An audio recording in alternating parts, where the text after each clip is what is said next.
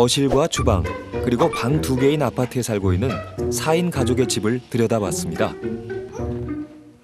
두 아이의 엄마인 현숙 씨.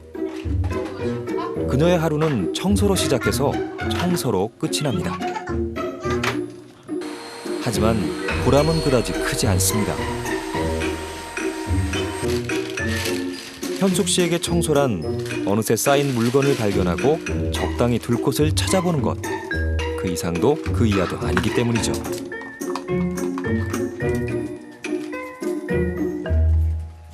하루 일과가 대부분 청소시네요. 네. 짐이 많다 보니까 이렇게 청소기 돌리는데도 시간이 오래 걸리더라고요. 그래서 여기 치우다가 이게 뭐지 하면서 또 보고 그러다가 또 시간이 조금 걸리고.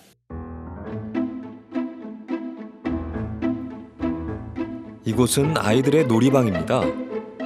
방 안을 꽉 채운 장난감이 베란다까지 점령한 지 이미 오래. 구석구석 층층이 쌓인 물건은 이뿐만이 아닙니다. 책장에 다 꽂을 수 없을 만큼 많이 구입한 온갖 책들. 비슷비슷한 쓰임새의 아이 용품.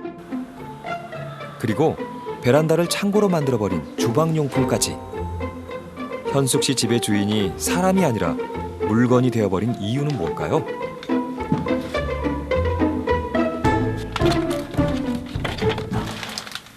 원 플러스 원이니까 2박스. 거진 3박스 가까이 온 것 같은데.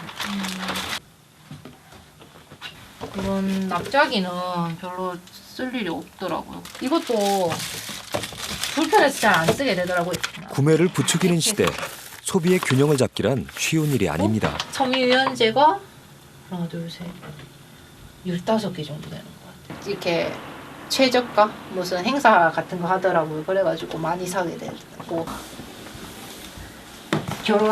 결혼하기 전에 가지고 있던 건데 되게 오래됐어요. 이것도 아까워서 다이어트 약인데 이것도 이렇게 한 번에 파니까 어쩔 수 없는 것 같아요. 뭐 한 개 한 개씩 살 수 없고 이렇게 세트로 파니까 여기는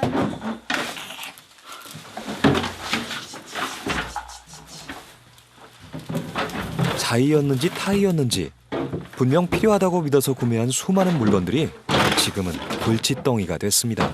제 욕심에 이 영어 책을 샀는데 너무 많이 사서 포장도 안 뜯고 이렇게 그대로 이렇게 있어요. 너무 아까워요. 네, 그래서 다 스트레스가 됐네요.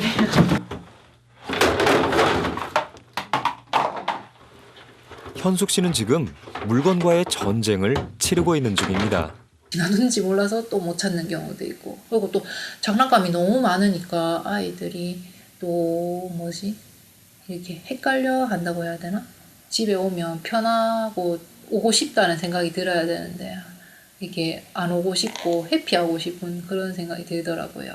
집에 가면 또 내가 해야 할 일이 또 생기고 또 눈에 보이니까 또 스트레스를 받게 되고 그래서 회피하게 되는 것 같아요. 대체 어떤 문제가 있었던 걸까요? 물건으로 고심 중인 현숙 씨를 위해 전문가의 도움을 받기로 했습니다. 제가 좀 도움을 드릴 수 있는 부분이 있을 것 같아왔습니다. 예, 감사합니다. 윤선현 씨는 무엇보다 물건을 소유하는 기준이 명확해야 한다고 말하는 정리 컨설턴트입니다. 그의 눈에 비친 현숙 씨 가족의 물건은 어떤 기준과 가치를 가지고 있을까요? 구입한 지 4년. 네. 근데 유통기한이 이미 2년 전에 네. 지났는데요? 네. 맞네요. 시작부터 민망한 상황이 벌어집니다. 이것도 기적이고. 택배로. 한 번 주문하실 때 양을 네, 좀 많이 하는 상당히 거예요. 하시네요. 공간. 발 디딜 틈 없이 장난감으로 꽉 찬 아이방에서는 둘 곳을 잃은 물건도 발견됐습니다. 네. 그 들어올 때부터 여기 이 사진이 네. 이렇게 좀 그냥 아예 포장된 채 네. 있었어요. 그래서 옷 갖다 놓을 데가 없어서. 네. 네. 일단은 이제 만들어 놨는데 네. 걸 때나 붙일 때도 붙일 없고 때도 없고, 둘 때도 없어서 둘 때도 없어서. 그래서 문이 안 열리더라고요. 아까 지금 열리네요. 예. 네. 네. 일단 두셔야 될 네. 이런 물건은 한두 개가 아닙니다. 지금 저기에 우리가 지금 결혼하고 나서 한 번도 안 썼던 거 지금 다 꺼내놨거든. 저기 냄비, 또 양냄비. 어느새 큰 거 까맣게 하고, 입고 있었던 뚝배기, 수많은 물건들. 저기 전기팬. 지금 결혼하신 3년밖에 안 되셨기 때문에 지금 있는 거고요. 네. 제가 앞으로 한 5년 후에 오게 되면 이제 8년 동안 안 쓰시는 물건이 될 수도 있어요. 네. 저는 과감하게 결심이 필요하신 물건인 예. 것 같습니다. 부부는 버릴 물건들을 선택해 박스 3개에 담아보기로 했습니다. 잘 해낼 수 있을까요? 이건 놔두고. 네, 두시고. 근데 이거 둘 중에 하나는 이건 그냥 그림책인데. 어머나, 근데 심지어 여기 공룡이 또 있어. 공룡이고 저거는 동물이잖아. 아, 그래? 막상 가려내려니 물건마다 미련이 남습니다. 뒷베란다에 있는 그 박스에 얼마나 들어있지, 접시가? 그거는 그 뭐지 손님 왔을 때 쓸 거라서 놔뒀는데 나중에 손님 왔을 때 왜 새 접시를 써? 손님 왔을 때 세 접시를 써야지. 네. 소유해야 할 물건의 가치. 대체 어떻게 헤아려야 하는 걸까요? 자, 물건을 지금 이제 구분하셨을 때 남길 거하고 버릴 거에 대한 기준을 가지셨을 텐데 어떤 기준으로 이제 그렇게 나누셨나요? 물건 쓰는데 기준? 잘 필요하면 쓰는 거 아니야? 잘 기준을 잘 생각하기 어려운 것 같아요. 뭐 어떤 기준이 있고 그래서 남겨야 되고 아니 버려야 될 건지 그런 기준은 잘 모르겠어요. 그러니까 중요한 건 이게 가지고 있는 거의 대부분의 물건들은 집에서 하는 일과 관련돼 있거든요. 그래서 이제 일과 이 물건과의 연결고리가 있는 거예요.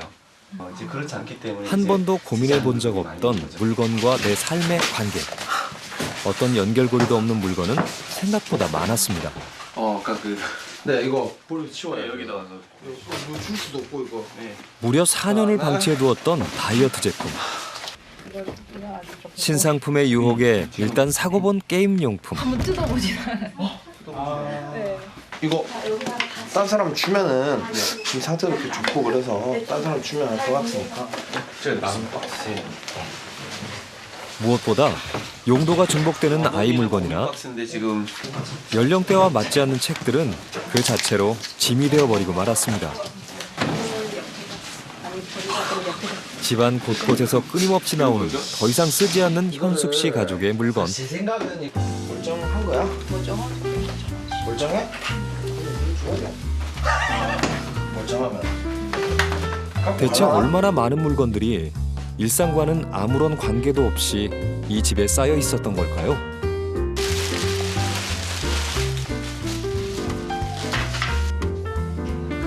소유의 기준을 가지고 한자리에 모두 모아본 결과는 놀라웠습니다.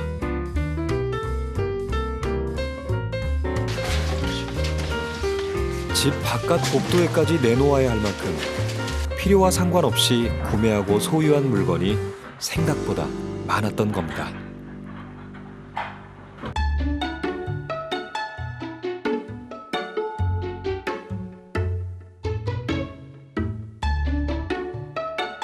이날 현숙 씨 가족의 공간은 비로소 본래의 제 모습을 찾을 수 있었습니다.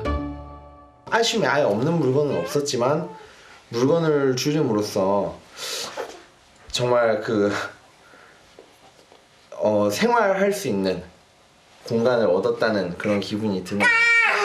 짐을 늘리지 않는 그리고 심플하게 이렇게라도 그 작은 물건으로도 이렇게 잘 살 수 있겠구나 그런 생각이 들었어요. 네. 얼만큼의 물건을 가져야 충분한 걸까요? 각국 가정의 물건을 촬영한 사진작가에 의하면 300개 정도의 물건을 소유하고 있었던 몽골인과 달리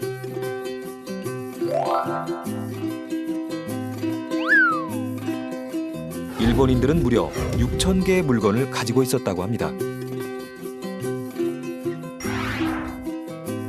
그렇다면 많은 물건을 가진 이들이 더 행복한 걸까요? 한 독일 기자의 조사 결과 약 6,000개의 물건을 소유했던 70년대 독일인보다